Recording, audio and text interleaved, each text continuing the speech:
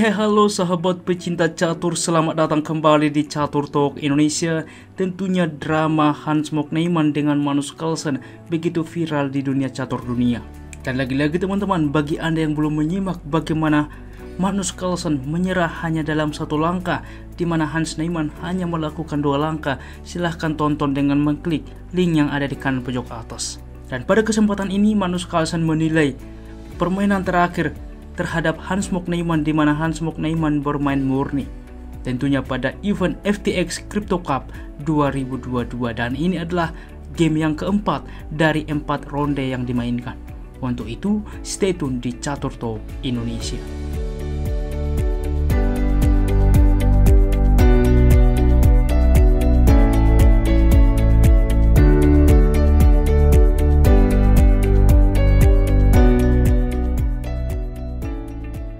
Baiklah teman-teman, di sini Hans Mokneyman putih melangkah dengan pion ke 4, Magnus Carlsen membalas G6, pertahanan modern D4, gajah ke G7, kuda ke F3, lalu D6. Dilanjutkan dengan gajah ke E2, mempersiapkan rokade ke depan, kuda ke F6, kuda ke C3, dan masing-masing pemain melakukan rokade sayap raja. Permainan pun berlanjut dengan pion ke E6 mengontrol petak pusat, lalu pion ke H3 dan B6. Tentunya karena pion E6 sudah maju sehingga saat ini akses gajah terhalang, untuk itulah saat ini mempersiapkan fianchetto gajah. Pion ke E5 berlanjut mengancam kuda, pertukaran terjadi dan di sini juga menawarkan pertukaran menteri disepakati oleh Magnus Carlsen dan langsung tentunya juga menuju semi endgame. Kuda F ke D7 berkembang, membuka juga tentunya akses gajah dan kuda 2 kali mengancam pion. Di sini kuda ke B5 dimainkan Hans Mokneyman, di mana juga dengan ide mengancam pion. Sebelumnya teman-teman, di dalam posisi bahwa gajah ke F4 adalah layak dipertimbangkan menambah support terhadap pion, menghubungkan benteng satu sama lain. Di mana gajah ke B7 misalkan berkembang, benteng ke D2 menumpuk benteng di file D, ini adalah salah satu opsi yang bisa dipertimbangkan. Namun rupanya teman-teman, di dalam posisi dipilih kuda ke B5, maka gajah ke A6 tentu langsung juga mengepin kuda.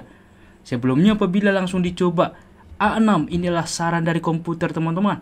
Dengan ide apabila pion yang gratis ini diterima, maka benteng ke A7 kuda akan terjebak.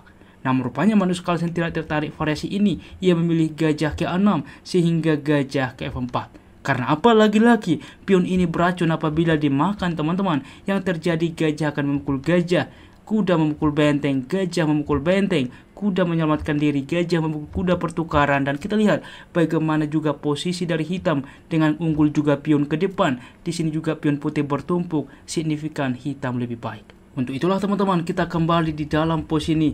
Dipilih Hans Mokneyman gajah ke F4, maka dilanjutkan benteng ke C8, tentunya mensupport pion di masa depan.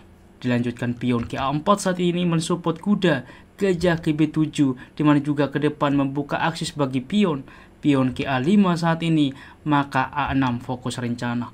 Lagi-lagi teman-teman, bahwa kuda mundur salah satu opsi. Di sini dipilih dengan cukup agresif mengorbankan kuda, pion memukul pion. Inilah sebuah kombinasi yang coba diciptakan oleh Hans Mokneyman. Maka saat ini menerima pertukaran, di mana juga pion menerima pengorbanan kuda, maka benteng ke A7 mengancam gajah. Dan bagaimana Magnus Carlsen melanjutkan permainan? Kuda memukul pion, dan ini salah satu opsi terbaik. Saya akan menunjukkan kepada Anda apabila dicoba menyelamatkan gajah misalkan ke C6, masalahnya B7 teman-teman, memforking keduanya. Gajah memukul pion, pertukaran saat ini juga mengancam pion, dan ini pun kembali cukup sebanding ke depan. Yang kedua, bagaimana bang jika benteng memukul benteng misalkan, masalahnya pion memukul benteng teman-teman, mengancam kuda untuk promosi ke depan. Karena apabila kuda menyelamatkan diri, masalahnya kuda yang ada di D7 tidak ada lagi perlindungan sehingga benteng memukul kuda, dan ini pun masih cukup sebanding. Untuk itulah teman-teman, kita kembali di dalam posisi ini dipilih langsung Magnus Carlsen kuda memukul pion B6, maka dilanjutkan benteng memukul gajah, kuda ke C6 saat ini langsung juga menjebak benteng, di mana ke depan bermanuver kuda mengancam benteng. Di sini gajah memukul pion, maka kuda ke A5 memutuskan pertukaran kualitas, benteng memukul kuda, pion menerima benteng, kuda ke sentral ke D4. Karena apa? Selain juga mensupport pion, juga ke depan dapat bermanuver. Kuda ke C4 dilanjutkan mengancam pion. Di sini kuda ke C6 terlebih dahulu memforking ke depan sehingga gajah ke F8 mencegah. Lalu B3 menyelamatkan pion, tempo mengancam kuda. Kuda ke A3 mengancam gajah. Pion ke C4 mensupport gajah. Kuda menukarkan terhadap gajah, pertukaran. Lalu benteng ke A3 mengancam pion. Benteng ke D3 dimainkan Hans Mok Neiman. Di dalam pos ini komputer menunjukkan bahwa B4 layak dipertimbangkan menyelamatkan pion, juga disupport oleh kuda. Di mana dengan ide benteng ke B3 maka benteng ke D4 teman-teman, dan ini pun masih cukup kuat di mana di sini mengontrol juga petak penting C5 sehingga gajah tidak menempati petak ini ketika pion melaju sebelumnya. Namun rupanya di dalam pos ini dengan pemilihan benteng ke D3 maka ada gajah ke C5 teman-teman. Oke. Gajah ke G5, di sini benteng ke A8 menumpuk benteng ke depan, mencoba mengkanter, melakukan skak, pindah. Kita lihat gajah juga ada di petak gelap. G4 saat ini, maka benteng ke A2 mengancam pion. Di sini benteng ke F3. Inilah sebuah kesalahan terakhir dan langsung dieksekusi oleh Magnus Carlsen. Maka coba teman-teman Anda pos seperti ini, apa kira-kira opsi yang dimainkan Magnus Carlsen di dalam posisi seperti ini? Bagaimana teman-teman? Selamat bagi Anda yang bisa menemukan langkah itulah benteng ke B2 mengancam pion simpel. Sebelumnya teman-teman, sebelum kita melangkah lebih jauh, di sini gajah ke D2 percaya atau tidak menghalangi akses benteng adalah opsi terbaik. Dengan ide benteng ke B2, maka sudah bisa B4 karena langkah gajah ini juga mensupport pion. Karena saat ini gajah wajib menyelamatkan diri sehingga tiada tempo untuk menumpuk benteng di baris kedua.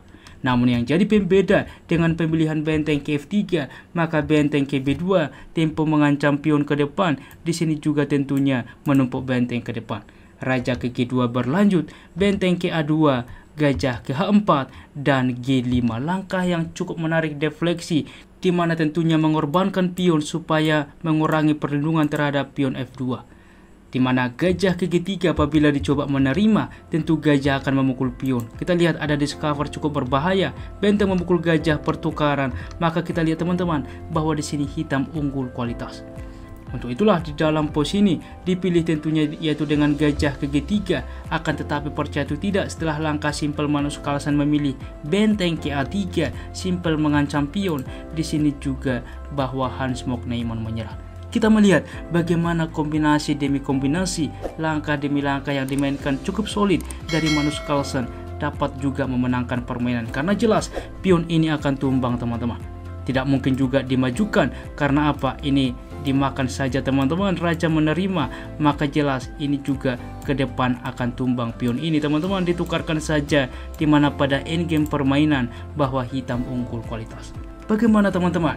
Dan menurut Anda, apa kesimpulan saat ini dan apa pendapat Anda? Apakah betul bahwa Hans Mok Neiman betul-betul telah melakukan kecurangan dalam beberapa permainan secara off the board atau offline?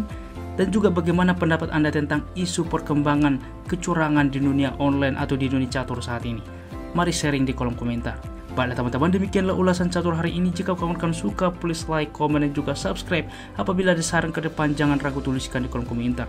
Salam Catur Talk Indonesia, sampai jumpa di video berikutnya. Keep sharing and keep loving. Bye-bye.